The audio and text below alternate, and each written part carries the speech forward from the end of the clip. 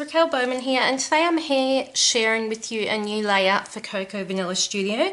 And the theme on the blog this week is to scrapbook Christmas without a Christmas collection.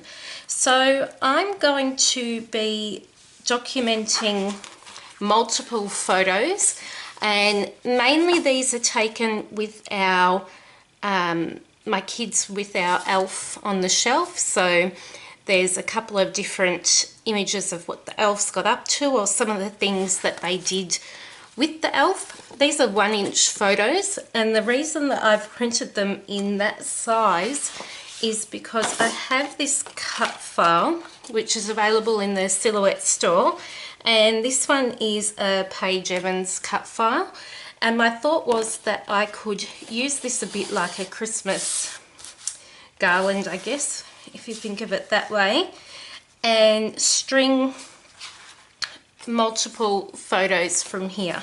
And my thoughts were that I would call this something along the lines of, I found this chipboard word that said remember, and then I thought, well, maybe I can have remember December and document quite a number of the photos, and then put a little bit of journaling at the bottom about our sort of visit from Chippy and Snowflake, and you know, what that means for the kids and how they're enjoying it. So just from one of the pattern papers, I've cut out the word December.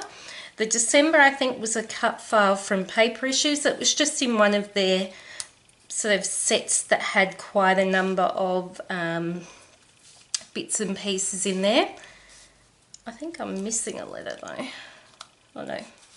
And then I've cut out multiple snowflakes. One of our elves' names is Snowflake, so I thought that was perfect. And also because they come back and forth from the North Pole every night, I thought that would be a nice way of tying in snowflakes, since in Australia we generally don't get to use them. And because I think of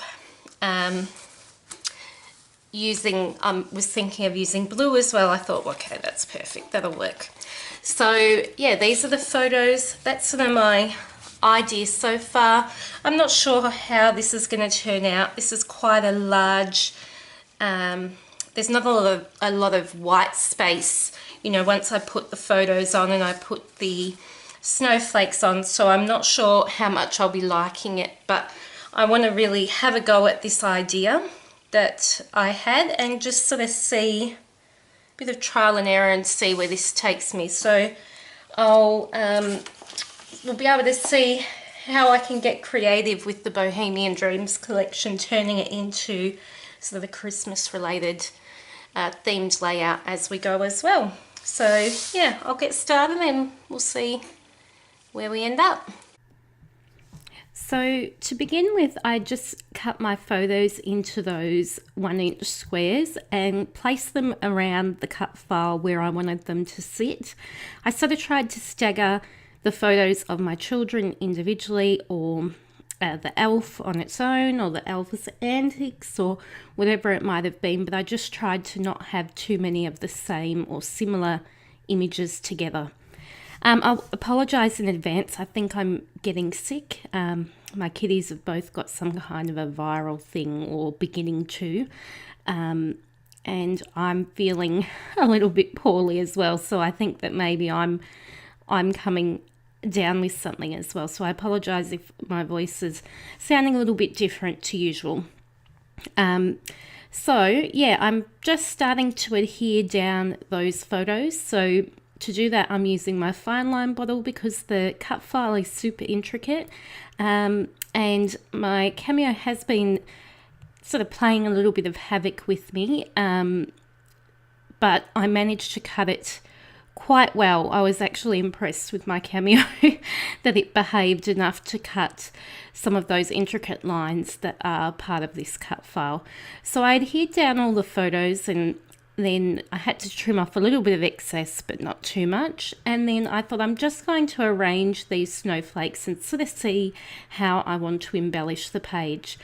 I'm definitely sort of less is more style scrapbooker, I guess, but I didn't quite know the sort of look that I was wanting to achieve with this in a way. I didn't want to over embellish, but then I did want to sort of be able to add a little bit more detail to that cut file. So it was a bit of a fine line with where I stopped, and sort of had to hold myself back a little bit with adding some of the other embellishments that I probably would have liked to have added.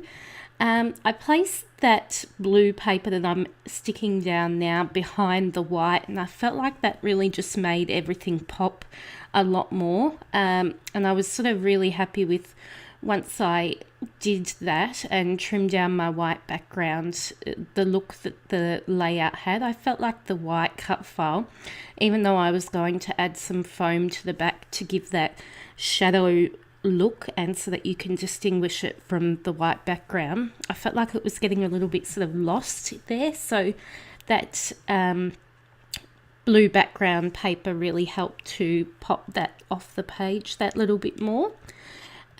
So what I'm working on now is just popping back those embellishments that I took off before, just to make sure that I was happy with the placement. So I did a lot of fiddling with this layout. So I'd put something on and then I'd take it off and then I'd put it back in exactly the same spot, I'm sure, just until I was happy. It was really just me, I suppose, having a bit of creative fun and just doing what I do, and I sort of let the camera roll a little bit more during the creation of this. So I'm adhering down the cut file. It was a little bit fiddly because I'd taken off all of the the foam adhesive before I stuck it down, so then flipping it over was a little bit tricky, but we managed to get it down and looking right. Now I'm going through and I'm just putting just a dot of glue underneath the middle of the snowflakes, because I want to be able to fold the edges inwards and upwards and add that dimensional look to the layout.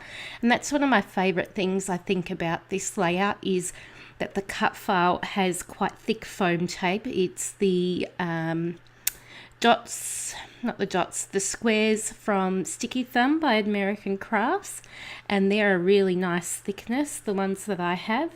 And then by adding just the adhesive into the center of the snowflakes, I was able to lift those up, and it just had this really nice dimension to the page. And even though the cut file is that white on white, that foam adhesive just makes it lift and builds that shadow underneath.